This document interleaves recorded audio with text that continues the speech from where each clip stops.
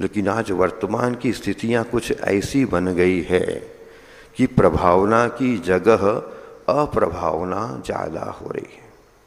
और ये भी देखने में आया जब से आचार्य का समाधि के साथ मरण हुआ उसके बाद की परिस्थितियां और ज़्यादा विकट हो गई।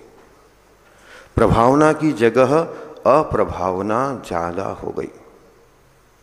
वर्चस्व मेरा ज़्यादा हो, तुम्हारा ज़्यादा हो, ये बात मुनि के लिए, साधु के लिए कभी होती ही नहीं। साधु जो भी बनता है वह केवल अपने आत्म कल्याण के लिए बनता है कि मेरे द्वारा प्रभु किसी भी जीव को किसी प्रकार का कष्ट न हो।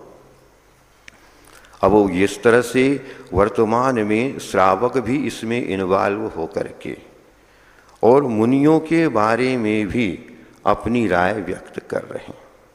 जिन्होंने जीवन में कभी संयम का स्वाद नहीं चखा वे संयमी के लिए अब उपदेश देने के लिए तैयार हो गए कि किस प्रकार का साधु होना चाहिए। साधु की परिभाषा क्या है? सर्वार सिद्धि में कहा है कि मुनि महाराज मौन रह कर के भी अवाक विसर्गम वपुषाम मोक्ष मार्गम निरूपयंतम, जो मोक्ष मार्ग को निरूपित करते हैं केवल अपनी देह के माध्यम से, कि इन्होंने जो देह के माध्यम से जो बाहरी वेश धारण किया है वही उपदेश है। मौन रह कर के भी बहुत बड़ी साधनाएं होती है।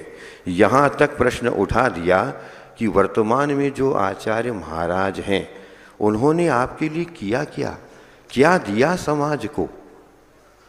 उनको ये सोचना चाहिए कि आज जो इतने सारी रत्नत्रय की जो भरमार भीड़ दिख रही है, रत्नत्रय के धारी दिख रहे हैं, ये किसकी देन है?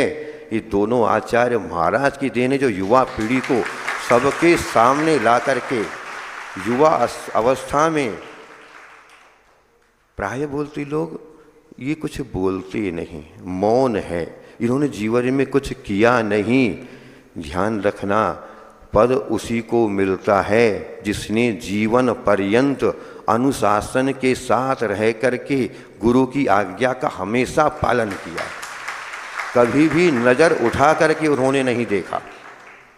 40 साल जीवन में हमने देखे गुरुजी के पास जब रहे, 30 साल, उस समय जो बड़े हमारे महाराज थे, आचार्य महाराज जो वर्तमान में हैं, चूँकि संघ में जितने भी ब्रह्मचारी वगैरह आते थे, कोई भी आता था तो वे अध्यापन का कार्य आचार्य महाराज भी करते थे और संस्कार देने का काम हमारे ज्येष्ठ महाराज करते थे। चेतन कृतियों को गढ़ने वाले हैं, क्या नहीं किया उन्होंने? अनेक चेतन कृतियों को सृजित कर दिया। और आज जो वर्तमान में प्रभावना करने वाले सब उन दोनों आचार्य महाराज की देन है जो आज हम यहाँ पर बैठे हुए हैं। उन्होंने जीवन में कभी भी आचार्य जी के सामने नज़र उठा करके नहीं देखा। सबसे आगे बैठते थे, शांत बैठते थे, कुछ भी हो जाए आचार्य जी उनको बुलाए या न बुलाए, कभी भी किसी काम में किसी प्रकार का कोई दखल नहीं। अपने धर्म ध्यान से मतलब, अपनी चर्या से मतलब, अपने नीचे निगाह के गए, उठे और आ गए। जो अनुशासन में रहते हैं उन्हीं को शासन करने का अधिकार मिलता है, यह ध्यान रखना। जिसने जीवन में कभी शासन अनुशासन का पालन नहीं किया हो उनको शासन नहीं सौंपा जाता। सौंपा उन्हीं को जाता है जो शासन अनुशासन के साथ रहते हैं। और उनको ज्ञात था गुरु महाराज को, जो गुरु महाराज पर उंगली उठा रहे हैं। क्या गुरु महाराज की दृष्टि में शिष्य नहीं थे? सभी शिष्य उनके पास थे, सभी समान होते हैं, लेकिन पद हमेशा योग्य को ही दिया जाता है। आचार्य जी का हाइकू है, दीक्षा ली जाती, दीक्षा ली जाती, पद दिया जाता। सो यथा योग्य, जो योग्य है उसी को पद दिया जाता है। और आचार्य महाराज को पद किसने दिया? किसी असंयमी ने नहीं दिया, सारे संयमियों ने मिलकर के कुंडलपुर में आचार्य महाराज को आचार्य बनाया। असंयमी भी बना सकते हैं। असंयमी के बनाने में और संयमी के बनाने में बहुत अंतर होता है। आचार्य महाराज ने कुछ तो योग्यता देखी होगी, और ये पद उन्होंने आज नहीं, सन विदिशा में कब चातुर्मास हुआ था? 16 में, 14 या 16, जो मुझे याद नहीं, उसी बीच चातुर्मास में आचार्य महाराज ने 2 महाराजों के हाथ से प्रायश्चित ग्रंथ भेज करके अभी नवीन आचार्य महाराज के पास भेजा था कि आप इस व्यवस्था को संभालो। इस व्यवस्था को संभालने के लिए बहुत पहले ही उनको कह दिया था, लेकिन ये उनका बड़प्पन था, महानता थी कि उन्होंने कहा नहीं, मैं इसके योग्य नहीं हूँ। उन्होंने स्वयं अपनी योग्यता को होने के उपरांत भी उन्होंने कभी भी इसको स्वीकार नहीं किया। जब सारे संघ ने मिल कर दिया तो उन्होंने स्वीकार किया। पद कभी भी लिया नहीं जाता, दिया जाता है, और वो भी यथा योग्य दिया जाता है। इसीलिए आज जो अनर्गल बातें जो चल रही है, इसको सुन करके मन बहुत आहत है कि इस तरह से क्या प्रभावना होगी।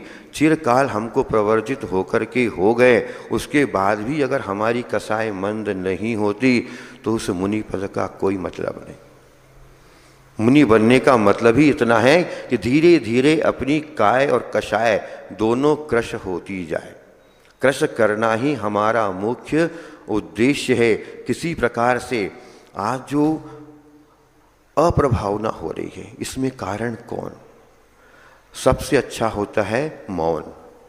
मौन के माध्यम से सारे रास्ते अपने आप खुल जाते हैं। जितना एक व्यक्ति बोलता है, दूसरा और बोलता है, तीसरा और बोलता है। आचार्य महाराज ने क्या क्या नहीं दिया? सभ्यता सिखाई, शालीनता सिखाई, मर्यादा में रहना सिखाया। इससे बड़ी और क्या सी सिखाएंगे तुमको? वचन भी बोलो तो कैसे बोलो? हित मित प्रिय बोलो, सभ्यता पूर्ण हो। मुनि के मुख से कौन सा शब्द निकलना उपयुक्त है और कौन सा अनुपयुक्त, ये साधु को ज्ञात होना अनिवार्य है। किन शब्दों का उपयोग हम कर रहे हैं, उन्हीं शब्दों के माध्यम से प्रभावना और अप्रभावना दोनों हो सकती है। प्रभावना भी उन्हीं शब्दों के माध्यम से होती है और अप्रभावना भी इन्हीं शब्दों के माध्यम से होती है। उन्होंने मौन रह करके हमको सबको सजित किया है, नवीन आचार्य महाराज ने भी। हाँ, आचार्य महाराज ने तो किया ही किया उपकार। उनके साथ प्रतीक्षाया के रूप में रहने वाले बिना बोले सबको अध्ययन कराते थे और सबको अनुशासन का पाठ सिखाते थे। तभी जाकर के आज इतने अनुशासित संघ आज बृहत रूप में जिन धर्म की महान प्रभावना कर रहा है। बोलने को बहुत लोग बोल सकते हैं, नहीं बोलते। आचार्य महाराज ने कभी सिखाया नहीं। आचार्य महाराज ने यही सिखाया, सब कुछ सहन करो, ये अपने कर्म का उदय है, इसको सहन करना अनिवार्य है। नहीं तो हम कहाँ जाएंगे? साधु होकर के अगर इतनी बार कसाय के साथ अगर काम करेंगे तो कभी भी हमारा निस्तार होने वाला नहीं है। इसीलिए अपने मन में हमेशा जिन धर्म की प्रभावना किस तरह से हो, इस तरह का पुरुषार्थ करना चाहिए। और जो अनर्गल प्रश्न करके साधुओं के बीच में जो डिस्प्यूट करने का काम जो करते हैं, उन लोगों को सामाजिक बहिष्कार करना चाहिए और उनके लिए क्षमा मांगना नहीं। क्षमा की कोई आवश्यकता नहीं। क्षमा उससे कहलवाई जाती है जिससे भूल चूक हो जाए। जो जानबूझ करके किया जाता है वो अपराध है, और जानबूझ करके जो अपराध है उसके लिए केवल दंड होता है, क्षमा की बात नहीं होती। वहाँ पर वहाँ दंड के रूप में कार्य होना चाहिए। क्षमा भूल चूक से हो जाए, गलती से हो जाए, लेकिन जानबूझ करके जो करना, कसाय को भड़काने का काम करना और बाद में यह कहना कि अब स्वान और भोंकने वाले हैं। इतना कहने के बाद स्वान और भोंकने वाले, मतलब साधु भी अब स्वान हो गए, सत्य की प्ररूपणा करने वाले भी अब श्वान हो गए। तो धर्म की प्ररूपणा करेगा कौन? गणधरों से घिरे होना तीर्थंकरों की निशानी है, ध्यान रखना। जो बोलते हैं ना आसपास गणधर घूमते रहते हैं, गणधर उन्हीं के होते हैं जो तीर्थंकर होते हैं, उन्हीं के आसपास गणधर रहते हैं। वो गण का पोषण करने वाले होते हैं, गण को विच्छिन्न करने वाले नहीं होते। इसीलिए अपनी वाणी को भी मर्यादा के साथ। श्रावक भी है तो अपनी मर्यादा में रहे। किसको क्या उपदेश देना, क्या सजेशन देना, पहले जाकर के देखो तो कौन क्या कर रहा है, किस तरह उसकी चर्या है। अपनी चर्या के माध्यम से, प्राय आचार्य जी बोलते थे कि अपनी चर्या के माध्यम से ही उपदेश होना चाहिए। और जब भी कोई उपसर्ग परिसर आ जाए तो मौन रह करके सहना चाहिए। सहन करने में असंख्यात गुणी अपनी निर्जरा है और धर्म की महान प्रभावना होती है। हम सबका उद्देश्य जिन धर्म की प्रभावना है, न कि अप्रभावना। अब सोचो कि यदि सभी बोलने वाले, मतलब जो सत्य का प्ररूपण कर दे, हम बोल रहे हैं वह सत्य, दूसरा बोले है तो स्वान भोगता है, दूसरा बोले तो स्वान भोगता है, हम बोले तो सिंहनाद है। धर्म को, आगम को सामने रख करके ही कथन होना चाहिए। जो भी कथन होते हैं और जिसके पास जो योग्यता है उसको मिलेगा, उसके लिए प्रयत्न करने की आवश्यकता है ही नहीं। अगर अपने अंदर योग्यता है तो नियम है, दुनिया की कोई ताकत आपको नहीं रोक सकती कि आपको पद न मिले। अपनी योग्यता पद को आकर्षित करती है, न कि जनता का हुजूम। ये अपने को आकर्षित नहीं करता, अपनी योग्यता ही अपने को आकर्षित करती है। आचार्य महाराज ने पहले नवीन आचार्य महाराज को परखा भी, उनके साथ कुछ महाराज भी दिए और उन महाराज के साथ उनका बहुत सौंदर्य के साथ, समन्वय के साथ उनका आगे का काल व्यतीत हुआ। अपने साथ रहने वाले साधुओं के साथ अगर हमारा नहीं बनता है, फिर हम कैसे कह सकते कि हम जाकर के आगे सबको संभाल लें। संभालने की क्षमता भी उसी की होती है जो साधर्मी को भी साथ में लेकर के चले। जो साधर्मी को साथ में नहीं लेकर के चल पाए, साधर्मी ही टूट जाए, तो वो अनुशासन क्या कर पाएगा। अनुशासन करने के लिए जो गुण बतलाए हैं आचार्य महाराजों ने बतलाए, वे सारे गुण हमारे भीतर होना अनिवार्य है। और यदि आचार्य महाराज को अयोग्य घोषित किया जाता है कि इनको पद ठीक नहीं दिया, तो सीधे ये आचार्य विद्यासागर जी महाराज के ऊपर आक्षेप है कि वे अयोग्य थे।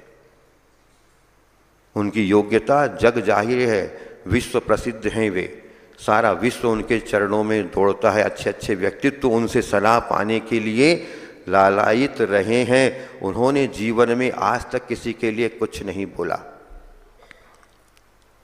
शरीफ लोग मुरव्वत में टूट जाते हैं।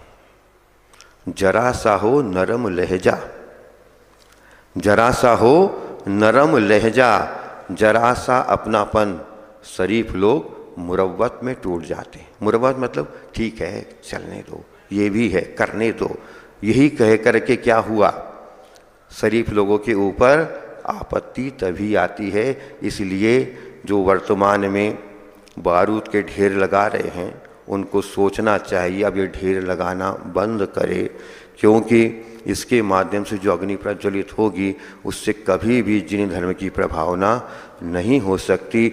जिन धर्म की प्रभावना होने में हम निमित्त बने, यही हमारा सबसे बड़ा योगदान होना चाहिए। बारूद के ढेर लगाने की बजाय काश बारूद के ये ढेर लगाने वाले जमा फूल जो इतने कर लें तो दुनिया महके, दुनिया में खुशबू फैल जाए, जो फूल एकत्रित कर ले गुणों के, न कि दोषों के बारूद के ढेर लगाने से कुछ होने वाला, हासिल होने वाला नहीं है। इसीलिए जिन धर्म की प्रभावना अपने निमित्त से किस प्रकार हो, यह हमेशा हमको भावना करते रहना चाहिए और उसकी योग्य पुरुषार्थ भी करना अवश्य चाहिए। इतना ही।